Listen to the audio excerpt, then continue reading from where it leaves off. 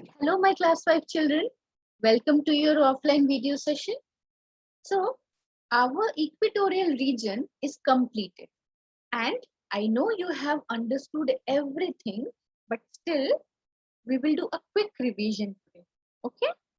So that you get the whole chapter in one video, and if you still have any doubt after this session, then you can text me or call me anytime you want.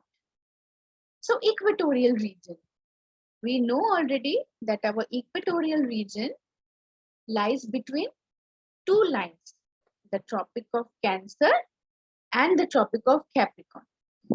This is the Tropic of Cancer and we have Tropic of Capricorn, and the region or the places between these two lines is known as the equatorial region. All right. Next is the climate in the equatorial region. So see, here equatorial region has been marked in green color, and in our previous chapter we have already read about the torrid zone, which receives the highest sunlight. So we know that the torrid zone is the hottest zone, isn't it? So that means the equatorial region is also the hottest region in the world. Okay, so climate in this region remains hot and wet throughout the year. So now you will think, what is wet climate? So any climate where there is water quantity in air. Okay, water vapor is very much in the air. The climate remains wet. Like in any wet climate, we sweat a lot. Okay, so the climate in the equatorial region is hot and wet, and humidity is very high. So yesterday's class we have already discussed what is humidity. So the temperature and humidity again means hot and wet. Okay, so hot temperature and high humidity. So high humidity means wet climate. Days and nights are equal in this region. So in this place or in this region, the days and night remains equal. That means this region does not experience the solstice or the solstices. They have equinoxes. So throughout the 365 days, they experience equinoxes. Okay, equal days and equal nights. This region does not experience different seasons. So there is not much difference between the seasons experienced in this region. Okay, so more or less the climate is warm throughout the year. Even during the winter, you won't have to wear so many clothes. Okay, just one single sweater would be enough. Okay, so because of high temperature, due to direct sunlight, water droplets evaporate in the day, which causes heavy rainfall. All right. So since the water boils in the sea because of sunlight, heavy sunlight, okay, and that water becomes gas, becomes water vapor, and it is there in the air, which comes down as rain after these water vapor cools down. Now the vegetation and wildlife. So vegetation, we have already discussed that vegetation means the types of plant found in this place. Okay, vegetation does not always mean the vegetables. Okay, vegetation refers to all types of plants.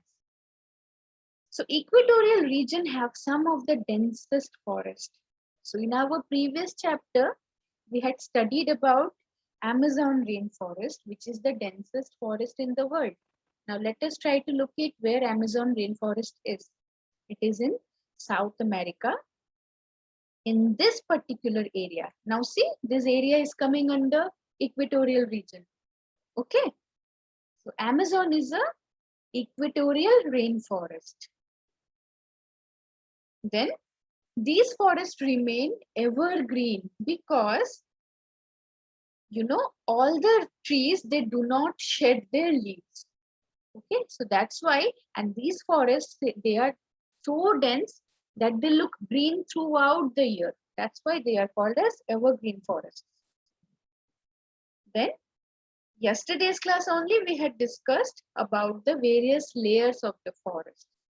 The emergent layer, which is the tallest, then canopy, the layer which forms the shelter or which is the densest layer. So maximum number of trees are found in the canopy layer.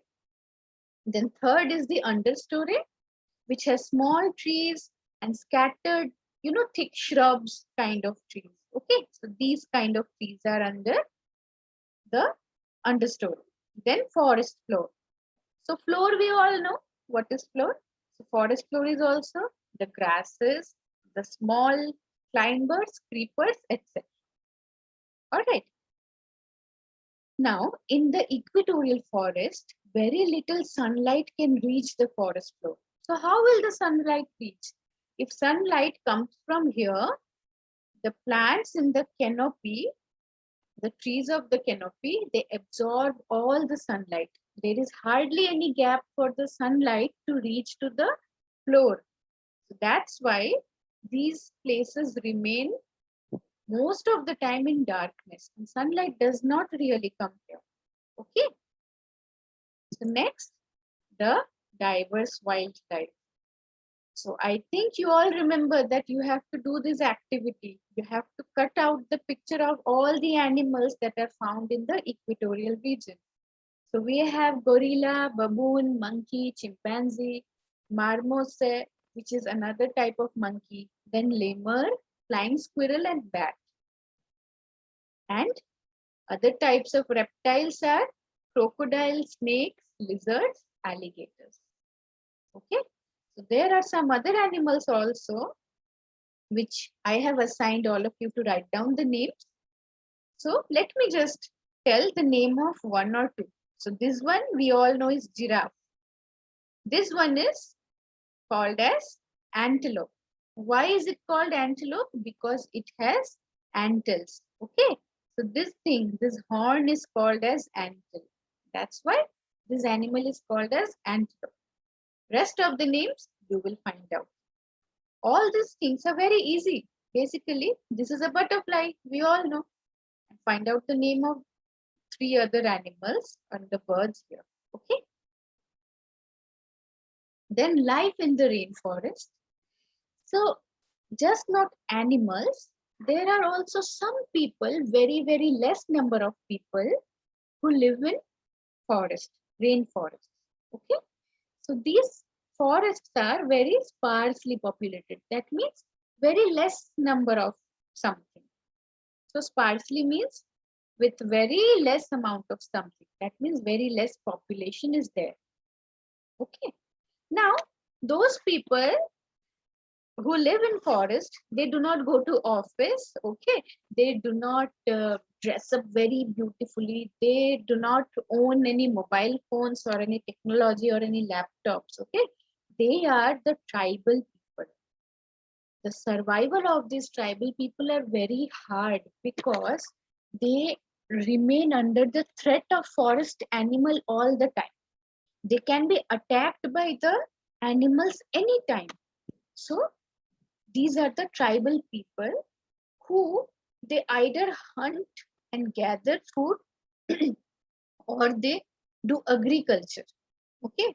So hunting means whatever animal they found in the forest, they hunt them down and eat. Gathering means they gather fruits, roots, etc. from the forest to eat. And what types of crop do they grow? They grow food crops, both food crops and cash crops. Okay. So food crops means those crops which they can directly eat as food, like rice, then maize, that is corn, then cassava, which is one kind of root vegetable.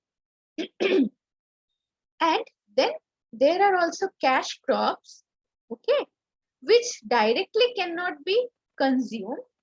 They have to be changed into something else in order to use, like these things. So coffee.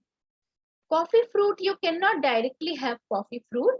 You have to make it into coffee powder first. Rubber, you cannot use the liquid rubber.